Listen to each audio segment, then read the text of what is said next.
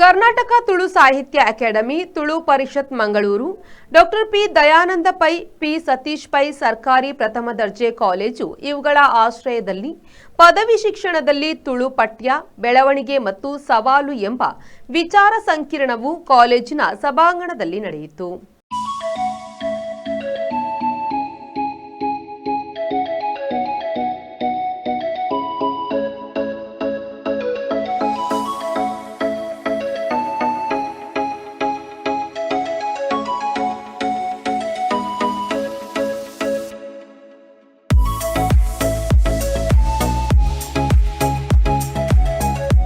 Karnataka Tulu Sahitya academy ಅಧ್ಯಕ್ಷರಾದ ತಾರನಾಥ್ ಗಟ್ಟಿ ಕಾಪಿಕಾಡ್ ಅವರು ಕಾರ್ಯಕ್ರಮವನ್ನು ದೀಪ ಬೆಳಗಿಸಿ ಉದ್ಘಾಟಿಸಿದರು. ನಂತರ ಮಾತನಾಡಿದ ಅವರು, ತುಳು ಭಾಷೆ ಉಳಿವಿಗಾಗಿ ಶಿಕ್ಷಣ ಸಂಸ್ಥೆಗಳ ಪರಿಶ್ರಮ ಅಗತ್ಯವಿದೆ. ನಗರದ ರಥಬೀದಿಯ doctor P Dayananda Pai, P Satish Pai ಸರ್ಕಾರಿ ಪ್ರಥಮ ದರ್ಜೆ ಕಾಲೇಜಿನಲ್ಲಿ ಮೊಟ್ಟಮೊದಲ ಬಾರಿಗೆ ಸರ್ಕಾರಿ ಕಾಲೇಜಿನಲ್ಲಿ ತುಳು ಭಾಷೆಯನ್ನು ಕಲಿಕೆಯಲ್ಲಿ ತೊಡಗಿಸಿಕೊಳ್ಳುವ ಮೂಲಕ ಮಹತ್ತರ ಕಾರ್ಯ ಮಾಡಲಾಗುತ್ತಿದೆ. ಮುಂದಿನ ದಿನಗಳಲ್ಲಿ ವಿಶ್ವವಿದ್ಯಾಲಯದ ವ್ಯಾಪ್ತಿಯಲ್ಲಿಯೇ ತುಳು ಭಾಷಾ ಕಲಿಕೆ ಆಗಬೇಕೆಂದು ಘೋಷಣೆ ಮಾಡುವ ನಿಟ್ಟಿನಲ್ಲಿ ತುಳು ಸಮ್ಮೇಳನದಲ್ಲಿ ಭಾಗವಹಿಸಬೇಕೆಂದು ವಿದ್ಯಾರ್ಥಿಗಳಿಗೆ ಕರೆ ನೀಡಿದರು. ದಯಾನಂದ ಪೈ, ಸತೀಶ್ ಪೈ ಸರ್ಕಾರಿ ಪ್ರಥಮ ದರ್ಜೆ ಕಾಲೇಜು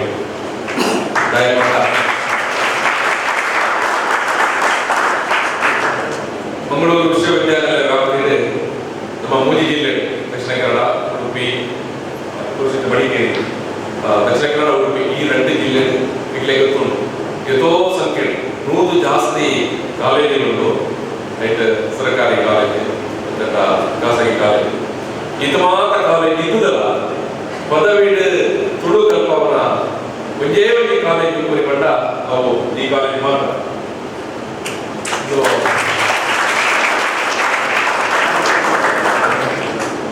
2017 ಅವಾಗ ತುಳು ಅಕಾಡೆಮಿ ఒక ಶಿಷ್ಯರು ಬಂದೈತೆ ಒತ್ತಾಯ ಮಾಡ್ತಾರೆ ಕುಡ್ಲದ ವಿಶ್ವವಿದ್ಯಾಲಯ ಪದವಿ ಶಿಕ್ಷಣ ತುಳು ನಮ್ಮ ಜಾರಿ ಮಲ್ಪುಗ ಒತ್ತಾಯ ಮಾಡೋದು ಅವಾಗ ಕುಲಪತಿ ಕೇಳಿದ್ರು ಬೈರಬೇಕು ವಾ ಕಾಲೇಜ್ ತಯಾರಿಲ್ಲ ನಿಖಿಲ್ ಓಡೋದು ಮಾಡ್ತಾರೆ, ನಿಖಿಲ್ ತುಳುವೆ ಓಡೋದು ಮಾಡ್ತಾರೆ, ನಿಖಿಲ್ ಈ ಬೇರೆ ಪ್ರದೇಶ ಅದು ಏನು ಕಾಲೇಜಿನ ಕಲ್ಪನೆ ತಯಾರಾಗಬೇಕು.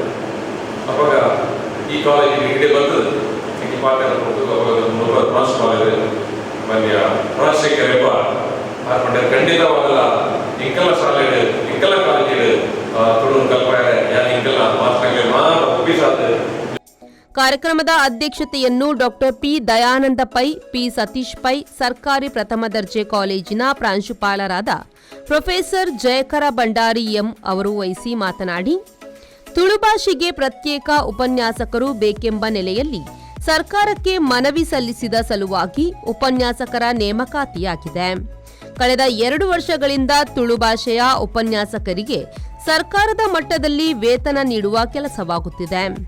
ಇಲ್ಲಿ ತುಳು ಭಾಷೆಗೆ ಉತ್ತೇಜನ ನೀಡುವ ಕೆಲಸವಾಗುತ್ತಿದೆ ಎಂದರು.